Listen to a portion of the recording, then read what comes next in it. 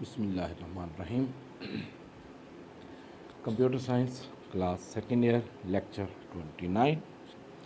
इसमें हमने पढ़ना है problems in relations before normalization. Normalization में तो कुछ प्रॉब्लम्स को हम एनॉमलीज़ को हम फाइंड आउट करते हैं। उन एनॉमलीज़ के लिए मुख्तलिफ नॉर्मल फॉर्म की टेक्निक जब अप्लाई करते हैं तो हमारे पास प्रॉपर फॉर्म में रिलेशंस आ जाते हैं। तो उन नॉर्मलाइजेशन के प्रोसेस से पहले कुछ कॉमन से एरर्स हो सकते हैं उन रिलेशंस में, उन टेबल्स में, उनको आज हमने डिस्कस करना है। तो पहला प्रॉब्लम इसमें आ जाता है जिसको हम क्या कहते हैं, सिनोनिम। सिनोनिम क्या है? सिनोनिम कहा जाता है कि जिसमें डिफरेंट नेम्स हों लेकिन वो एक ही चीज़ को डिनोट कर रहे हैं। नेम डिफरेंट हैं, वर्ड्स डिफरेंट हैं, लेकिन इंफॉर्मेशन एक ही टाइप की दे रहे हैं। तो उसमें जब डेटाबेस में डिफरेंट रिलेशंस में ये डिफरेंट नाम एक ही चीज़ से रिलेटेड अगर लिखे जाएंगे तो उसमें उसको समझना या प्रॉब्लम होगी। जैसे स्टूडेंट, अगर हम कॉलेज की डेटाबेस देखें तो उसमें रजिस्ट्रेशन में आपने स्टूडेंट आईडी दे दिया, रिज़ल्ट की टेबल में आप स्टूडेंट कोड उसका नाम रख देते हैं, तीसरे में स्टूडेंट नंबर उसका नाम रख देते हैं, और इस तरह मल्टीपल टेबल में आप मल्टीपल नाम देते हैं। तो कल को आपको याद रखना पड़ेगा कि इस टेबल में हमने स्टूडेंट आईडी दिया था, इसमें एसटीडी नंबर दिया है, इसमें एसटीडी आईडी दिया था। ठीक, अब नाम डिफरेंट हो गया लेकिन पीस ऑफ इंफॉर्मेशन एक ही दे रहे हैं कि स्टूडेंट का एक आईडी है, एक यूनिक नंबर है। तो ये प्रॉब्लम जो है वो नहीं होनी चाहिए। जो सेम पीस ऑफ इंफॉर्मेशन, अगर स्टूडेंट आईडी आपने सजेस्ट किया तो फिर जिस जिस टेबल में उस स्टूडेंट का आईडी रिक्वायर होगा तो आपको वही फील्ड का नेम स्टूडेंट आईडी ही रखना चाहिए, ताकि आपको पता हो कि जिस जिस फील्ड में ये स्टूडेंट आईडी है तो इसका एग्जैक्ट नेम ये होगा। भले आप एसटीडी आईडी लिख दें या स्टूडेंट आईडी पूरा लिख दें, तो वो जो भी नाम होना चाहिए वो एक होना चाहिए। So a synonym is a type of problem in the relation that occurs when two different names are used for same attribute. The name of attribute must be same if it exists in two or more relations. For example, जैसे item की table है, supplier की table है, item number, item colour, supplier code. अब item की table में हमने क्या लिख दिया, सप्लायर कोड, जबकि सप्लायर की टेबल में हमने क्या लिखा, सप्लायर आईडी। क्या लिख दिया, सप्लायर आईडी। अब सप्लायर कोड हो, सप्लायर आईडी हो, अब दोनों में जो डिफरेंस है, एक में कोड है, एक में आईडी है, वर्ड्स डिफरेंट हो गए लेकिन मीनिंग वही है, यानी एक ही टाइप की जो इन्फॉर्मेशन है वो उसमें डिस्प्ले कर रहे हैं। तो उसमें सप्लायर कोड और सप्लायर आईडी, तो इनमें से एक ही होना चाहिए। आप सप्लायर आईडी अगर रखते हैं तो दोनों में सप्लायर आईडी होनी चाहिए। तो ये एक प्रॉब्लम जो है, इसको हम क्या कहेंगे, सिनोनिम। तो डेटाबेस के अंदर जब बनाई जाती हैं तो मल्टीपल रिलेशंस होते हैं, उसमें जो फील्ड के नेम्स होते हैं वो आपने, जैसे स्टूडेंट आईडी है तो वो जिस जिस टेबल में स्टूडेंट आईडी आएगा तो वो उसमें वही नाम एक ही लिखना चाहिए। सेकंड इसमें आ जाते हैं होमोनिम्स। होमोनिम्स क्या होते हैं, same name but with different meanings. Same name but with different meanings. नाम सेम हो गया लेकिन उसके मीनिंग डिफरेंट हो गए। जैसे a homonym is a type of problem in the relations that occurs when the same name is used for two different attributes. Different name must be used for different attributes. For example, जैसे customer की table है तो उसमें हमने customer ID और C name एक लिख दिया। कंपनी की या सप्लायर की टेबल है तो उसमें कंपनी आईडी और सी नेम हमने लिख दिया। अब पहली जो टेबल है कस्टमर की, उसमें सी नेम किस चीज़ को डिनोट कर रहा है, कस्टमर को, कस्टमर नेम। दूसरी टेबल में सी नेम जो है, सप्लायर की टेबल में सी नेम कंपनी नेम को डिनोट कर रहा है या उसको शो कर रहा है, उसकी वैल्यूज़ को। अब नाम सेम हो गया लेकिन कस्टमर नेम और होते हैं, कंपनी नेम और होते हैं, तो ये दोनों अलग अलग हो गए। तो एक ही, तो उसके लिए ये होता है कि जहाँ पर कॉमन आप नाम रखते हैं तो उसमें फिर इंफॉर्मेशन डिफरेंट थी। यहाँ पर आपको समझने में प्रॉब्लम होगी कि यहाँ पर सी नेम से मुराद क्या होगा, कंपनी नेम होगा या कस्टमर नेम होगा, तो किस तरह। तो आप इसको प्रॉपर कर सकते हैं किस तरह, यानी उसमें कस्ट नेम लिख सकते हैं, CUST नेम, COMP नेम, या पूरा कस्टमर नेम या कंपनी नेम, इस तरह आप लिख सकते हैं।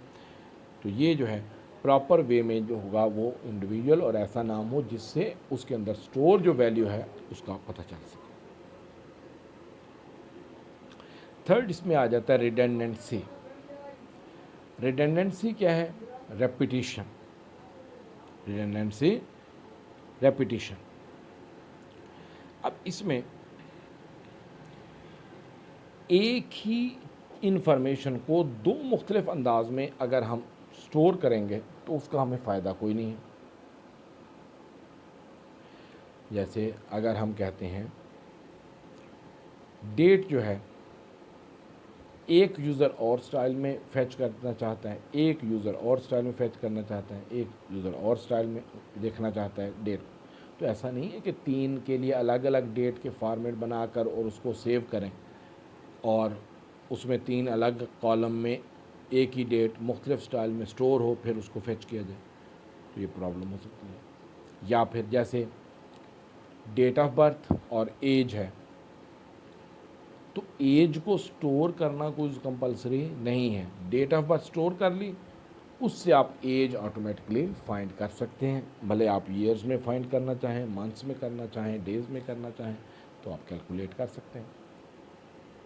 तो इसमें जैसे एम्प्लॉय की टेबल अगर होगी तो employee ID, name, date of birth, age, तो अब इन दोनों में से एक जो है वो लिखी जाएगी, या तो डेट ऑफ बर्थ लिख लें या एज लिख लें। तो अब अगर इन दोनों में सजेस्ट करना हो, सेलेक्ट करना हो एक ही चीज़, तो आप एज नहीं ले सकते। क्यों? कि आज एज और है, एक महीने बाद, एक साल बाद और हो जाएगी एज, तो हर बार आपको अपडेट करना पड़ेगा। जबकि एज से आप डेट ऑफ बर्थ नहीं फाइंड कर सकते, लेकिन डेट ऑफ बर्थ से आप एज फाइंड कर सकते हैं। तो आप कौन सी फील्ड स्टोर करेंगे डेटाबेस में? DOB या date of birth. Age store करने की ज़रूरत आम में नहीं होती। और फोर्थ इसमें आ जाता है म्यूचुअल एक्सक्लूसिवनेस ऑफ डाटा। बाज़ औक़ात डाटा ऐसा होता है कि जिसमें दो ऑप्शन में से एक आता है। अब उसके लिए अगर अलग अलग कॉलम बनाएं तो उसमें वैल्यू जो है वो पूरी नहीं होंगी, वो प्रॉपर नहीं होंगी, तो उसमें जो है वो उसका प्रॉपर बेनिफिशियल नहीं होगा उसमें।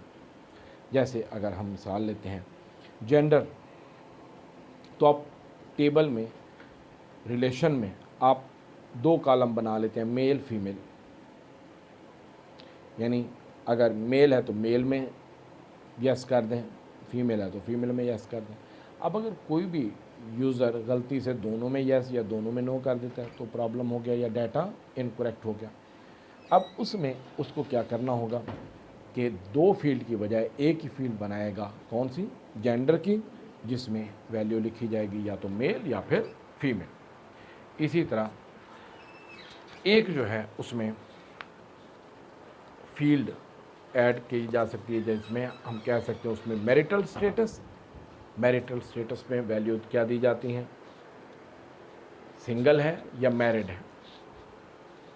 अब सिंगल है या मैरिड है, अगर दो अलग अलग कॉलम बना ले, सिंगल और मैरिड, तो उसमें यस और नो के हवाले से तो दोनों में यस लिख दें, दोनों में नो लिख दें, तो डाटा इनकरेक्ट हो गया, डाटा कंसिस्टेंसी प्रॉब्लम होगी।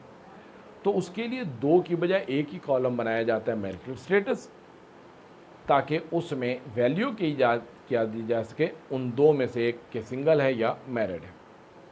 तो इसमें mutually exclusiveness of data is a type of problem in relation that occurs with the attribute whose values are yes or no. Sometimes two or more such attributes cannot be true or false. कि उसमें ये multiple values भी हो सकती हैं, तीन option में से चार। जैसे क्लास है तो एक कॉलेज में अगर चार क्लासेस हैं, first year, second year, third year, fourth year, जब भी कोई एडमिशन होता है तो इन चारों क्लासेस में होता है, तो अब उन्हीं में से ही सिलेक्ट करना होगा। तो एक डोमेन में से जब वैल्यूज़ आप सिलेक्ट करते हैं तो उनमें से दो आप ऑप्शन नहीं रख सकते। जैसे एक स्टूडेंट दो क्लासेस में तो नहीं पढ़ सकता, तो एक ही क्लास में हिस्सा होगा, एक क्लास में पढ़ेगा। तो उसके लिए बजाय इसमें कि नए हवाले से उसको टाइप किया जाए या एडिट किया जाए, तो सिलेक्ट फील्ड बना ली जाती है, कम्बो बॉक्स बना ली जाता है, उसमें मल्टीपल ऑप्शन में से वो सिलेक्ट कर लेते हैं। उसके लिए ऑप्शन बटन भी बनाए जा सकते हैं जिनको हम रेडियो बटन कहते हैं। जैसे जेंडर के लिए आम बटन बनाया जाता है कि 2 ऑप्शन में से एक को टिक करना होता है, ठीक। तो यहाँ तक ये जैसे एम्प्लॉय है, एम्प्लॉय आईडी सिंगल और मैरिड, तो 2 अलग अलग फील्ड की बजाय एक ही फील्ड बनाई जाएगी, एम्प्लॉय आईडी, और आगे सिंगल मैरिड की बजाय मैरिटल स्टेटस। ये आप अलग से दोबारा नीचे जो है एक लाइन लिख लेंगे जिसमें प्रॉपर करके आप क्या बनाएंगे, एम्प्लॉय जिस तरह लिखा हुआ है ब्लॉक लेटर में, उसी तरह एम्प्लॉय आईडी सिंगल और मैरिड की बजाय दोनों इन फील्ड की बजाय आप लिख लेंगे मैरिटल स्टेटस। इसी तरह जो टॉप की उसमें रिडंडेंसी की एग्जांपल है, तो उसमें प्रॉपर फॉर्म में आप क्या लिखेंगे, एम्प्लॉय आईडी नेम और डेट ऑफ बर्थ। तीसरा उसमें एज वाला जो है वो उसमें से ख़त्म कर देंगे, वो उसका हिस्सा नहीं होता, डेटाबेस में इसको स्टोर नहीं किया जाता। तो ये आज हमने पढ़े इसमें ये 4 प्रॉब्लम्स जो अकर होते हैं इस नॉर्मलाइजेशन से पहले। नेक्स्ट फिर आगे हम नॉर्मलाइजेशन का जो पहला होगा डेटाबेस एनॉमलीज़ का, कल वो पढ़ेंगे। आगे फिर हम उन नॉर्मल फॉर्म्स को हम स्टार्ट करेंगे। सो ओके, अल्लाह हाफिज़।